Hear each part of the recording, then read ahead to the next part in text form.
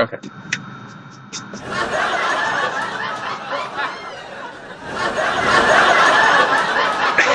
Just brush yourself. Do the brush down. Gotta do the brush down. It's all my dandruff. Wait, the supernatural for us, for me, it started when I met Dawn. And if you read Living Like Jesus, you'll read about that. But when I met Dawn, I looked her in her beautiful eyes, just like I'm doing now, and I just knew. I knew that she came to where I worked, dropped her car off. I worked at a car dealership in the automotive side of it years and years ago. And I was the courtesy van driver. So I drove you dropped your car off, and I drove you back to work. But I wasn't the normal van driver. I was the guy who hadn't gotten in yet that normally drove most of the time. But when he got in, I said, I have to pick this woman up when her car's finished. I just know it. I knew something inside of it. Just right when I looked in your eyes, it just clicked. Something clicked. And so that was like that first, for me, it was supernatural because I just knew right away. And within a year and a half, married, our first son.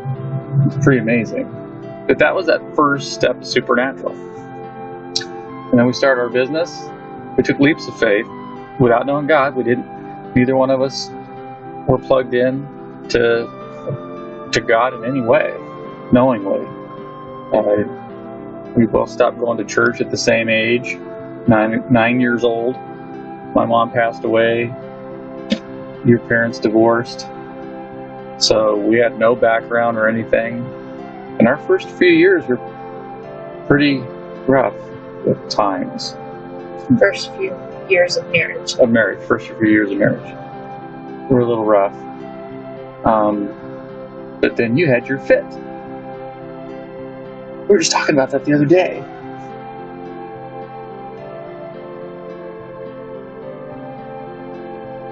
Remember that?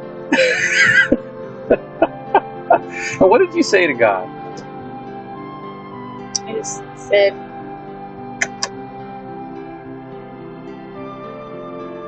well, you were taking Nico out for a walk. That's right. I was taking our oldest son for a walk, our only son at the time. And we were living in a condo. It was perfect for us three. Well, we think that now. Yeah. You didn't think that then? Yeah, well, it just, I was wanting a house. I was wanting the American dream. American dream. House and yard and cars and stuff like that. Yeah, more than one car. Yeah, we only had one. Although we had two before that, before we moved to Arizona. We went down to one. Yeah, we just kind of got bumped down. So, anyhow. But I wanted more of a yard. Yeah. More of a yard. So Dawn, she wanted the white picket fence American dream. We're in a condo, small condo, and you were just like, and the washer and dryer was like in the dining room, behind doors. It just wasn't a house. So you weren't happy. No. Frumpy. It's very frumpy. So what happened? I just had a fit. You guys went out for a walk, and I just laid down in my bed like a little baby and put my head in the pillow and was crying and said, God, if you're real, teach me how to love. Teach me how to deal with this and be with this and be happy with this. And after my whole crying, I just let it all out like a baby. I let it all out like a baby. And then I just went to the mirror. Of course, you see yourself in the mirror, and you're just like, what are you doing? What are you doing? And God just, that little still small voice inside just said, get to know my son. Get to know my son. Okay. And so I was like, well, within the next week or so, I was like, okay, talking to Tony and... Now, hold on. So she didn't say anything about this to Nico or I. we went out for a walk. She had this fit, like, teach me how to love my family. That's one of the things that you told me, but not then. You didn't tell me then. No, I didn't tell you that. That's what I was talking to God about. And he said, just get to know my son.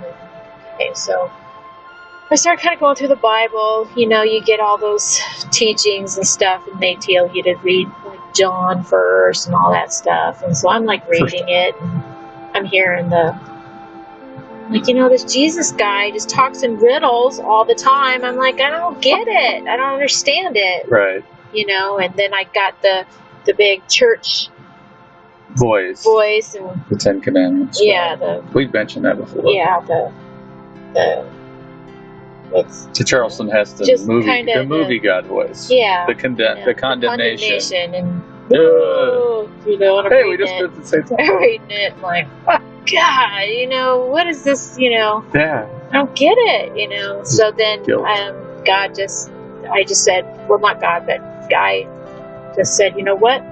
He said, get to know my son. So I said, I'm gonna start at the very beginning of when he was born. When Jesus was born. So that's kind of where I started. And reading the Bible. I had a friend that I went to a Christmas thing with, and we started. That was our first year of. Yeah, you and Debbie went to the Christmas. Little Christmas Christmas thing. And it wasn't religious at all. It was just like a neat little thing. And then I said, I started putting stories together, Christmas stories, and diving into the history of Christ. Of Christ Mass. And then we just. When you started watching Christian TV, and you saw the woman on Christian TV who really spoke to you as a motherly figure. And her first name, is the same as your mom's first name. And then I started ordering teachings, here and there and stuff, and just started listening to more the Word and how to apply it in our family. And we started reading we started that Christmas reading the Christmas story and stuff with Nico and Tony and stuff. Just kind of. Never really celebrated Christmas ever in our lives, or in my life particularly, not like that, ever. Not in a Christ way. It was presents, trees, that kind of stuff. But never read the Christmas story. Yeah. Never really, Yeah. I mean, you did the church service. No, I didn't. That's right, you did. But not really did... So, it was more of the gifts, Christmas tree, Santa kind of Christmas kind of thing. Well, we kind of covered that in one of our Christmas tree clips, or Christmas clips. But let me jump because this is important because we're talking about supernatural. The supernatural part of this is that here Dawn has this fit. It says, God, teach me to love my family, teach me to accept live in this little condo and not a house in the places I want to be. And then he says, get to know my son. So she starts to do that. But Nico and I we don't know what's happened. We don't know anything about this. And so we're just knowing that, and by the way, when we had Nico, right away, you got Oprah books, we knew, especially you knew that you wanted a better life. We wanted a different life than our families had, than we had with our families. Our parents, God bless them. Our parents did awesome for all they knew, but we just knew we wanted a different kind of communication with our son and our family. So there was a separation there. But Dawn knew right away that she wanted a better life. So you read all the Oprah books, searched a lot in. Yeah, well, back in the 90s, Oprah was on the spiritual journey of, just helping people, find their purpose and their paths, and you were soaking that up, stuff like that. So, and being a stay-at-home mom during the first few years of Nico's life, still a stay-at-home mom, stay-at-home mom, forever. It's just been, I wasn't like a TV junkie or anything like that, but we'd flip Oprah on a couple of times, and there were just a couple of really good eye openers. Like, yeah, what am I Right. here for? What So am I doing? So it opened us up spiritually, Yes. but there was no anchor. Yeah, I didn't There know was no Jesus. I didn't know Jesus was the missing piece. We were still relying on ourselves. We had a lot of confidence in ourselves. We thought, We didn't have the vocabulary. We knew what we were trying to go towards. Right. We just didn't have the vocabulary or the direction. or the understanding. So when I had my fit, I got the direction, which was get to know and Jesus, started to get an understanding. and then the understanding, and But we didn't know. Nico and I didn't know. yeah, So we just saw it. And we need to really, you've mentioned it. Dawn has mentioned this in previous clips. She had a bit of a streak in her. yeah. The flair, the Latina flair, So the beginning was knowing we wanted something different communication. I got a couple of books, like he said, just recommended through the Oprah show. Learning how to simplify the life. Didn't really know how to do that. I thought we were like as simplified as you can get. simple. Yeah, didn't really know the difference between a need and a want. And then,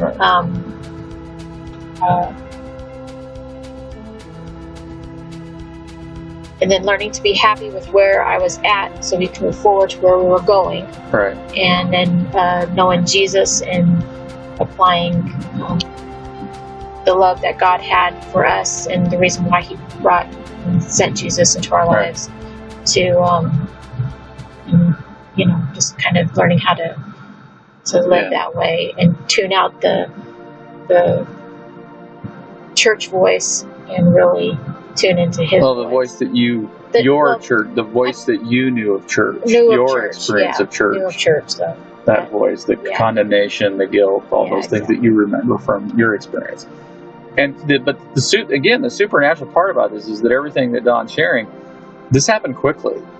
And for Nico and I, what we just noticed was that her behavior changed because she went from someone who was hot-tempered, hot vocabulary, the whole thing, to all of a sudden not reacting that way. So we didn't know the timeline. We didn't know the timeline then. We know now that 6 months in, I remember saying to Nico, "Wow, your mom is really changing. She's not getting upset anymore about things and all that."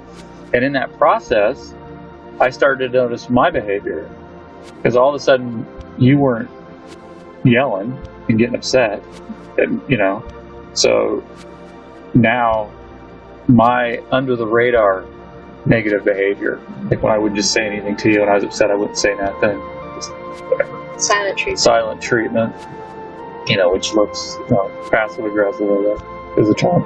So that became apparent. So this whole period of time where we see her reading the Bible, we're participating a little bit, Nico and I, but we don't know what's going on with it. And she's not saying anything to us. She's not telling us, come read the Bible or do this or do that. She's just doing it, and we're okay. Saw that she was watching some Christian shows. Okay. So it was, now that we know the time frame, it was about 8 months in. And we've been running our business. I always took care of the financial part of the business. And things were slow. Payments coming in. We had a advertising business at the time. We'd had a video and film business before that. And basically I got behind on payments on our one vehicle. And they repoed it.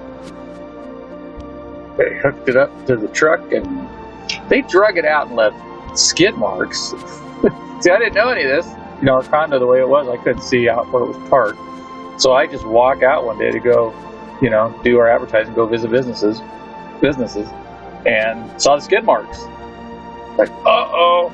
So I walked back the 60 feet or 80 feet back to the condo, and the whole way thinking, I'm thinking of the Dawn that's the normal Dawn. Not the Dawn I'd seen for the last 8 months, but the normal Dawn, which was going to yell at me, get upset, get mad, and just say, all right, I'm flying to my dad's and I'm taking Nico. I'm just thinking all those thoughts as I head back to the condo. I opened the condo door. Dawn, I opened and Dawn's standing there going, what's going on? And right away I just blurted out, got behind on the payments, they repoed the car. And then I'm just bracing myself for the Tasmanian Dawn.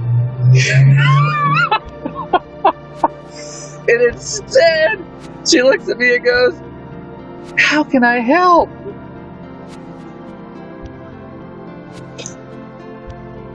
I just lost it right there because I couldn't believe what I was hearing.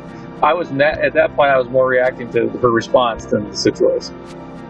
So long story short, on the car, I called the parents, which I hadn't done in years. Ever really with my parents. We'd called your dad once. And got the car, they helped out. We got the car back. It was a few months later that I was looking at our QuickBooks Pro, looking at years of business, and we made the same amount every year. I mean, seriously, within $100. It was crazy. And we were okay. We weren't sinking, but we weren't moving. We were just stagnant. And I'm like, there's got to be more to life. Well, Don, you'd been listening to the TV stuff, and I knew something. I heard the prayer. So I'm sitting in the living room, Don's in there, and I go, well, how do you pray that prayer? She goes into Nico's room to get the Bible. But I walked in to our room and turned the TV on. We have TV in there. And right when I clicked it on, you had it on the Christian TV channel.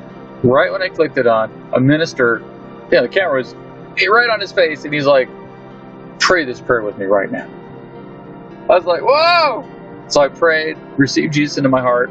Dawn comes in moments later with the Bible, and I said, oh, I just prayed that prayer. And he looked at me and said, I did that a year ago. Well, I knew at that point that we were in for a ride, because I saw how he had changed you. And he had changed her in her heart to where that she wasn't trying to, never once read the Bible, go to church, watch the show with me. Never. Just worked on you, baby. Just let God work on you. And I'm still being a butthead. We can say that, right? It's our show. I'm still being a butthead. And she just let God change her heart. And that became reflective. So then when I look at her, I was really seeing a reflection, a mirror, Jesus looking back at me. I was seeing my issues. So when I was sitting there with that QuickBooks Pro that day, I was like, what's going on? Life's got to be better. And I was reflective that way because of how God had changed you. So that was within a year. We both had received Jesus within a year of each other. Then you think, and that was supernatural. It was supernatural in the way that, because, since then we've counseled couples, we've coached families, and you literally have, somebody's always trying to get, one spouse is always trying to get the other spouse to get to know God, trying to shove that Bible down their throat. Let's get it in there. Come on. And that didn't happen for us at all. Dawn ate of the Word, received Him. It's because of her. And when we have frustrating moments, I joke with her like, well, it's your fault that Jesus is that we're walking out this journey of faith because you're the one that invited Jesus in. That is what set up the supernatural in our lives that would then lead to us living ugly. And we mean living ugly, we mean that Jesus' life was ugly in the natural. Think about it. From when he was a baby, Herod was trying to kill him. Okay? He had to escape to Egypt, right?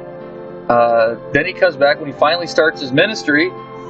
He has at one point thousands following him, but he's got the religious people at the time chasing him down and calling him names and telling him he's crazy and wrong.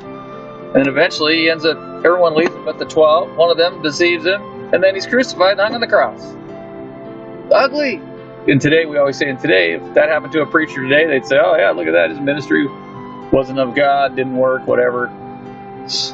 But it was perfect. It was ugly in the natural. It was perfect. We explain a lot more of that in the book, Living Ugly Like Jesus. But that's what we're doing. We're kind of taking this step by step, how we ended up living supernaturally. And we're not going to go through every page of this book because that's for you to read and know. But we're going to highlight some of these areas in this. The supernatural becomes natural to us. It became natural to us. It became our everyday life is supernatural now. So that's a natural living process for us now. And when we share more and more, you'll see why we would never go back to living in the natural ever again because of what this has done for us, to the supernatural. But it all started with Jesus in your heart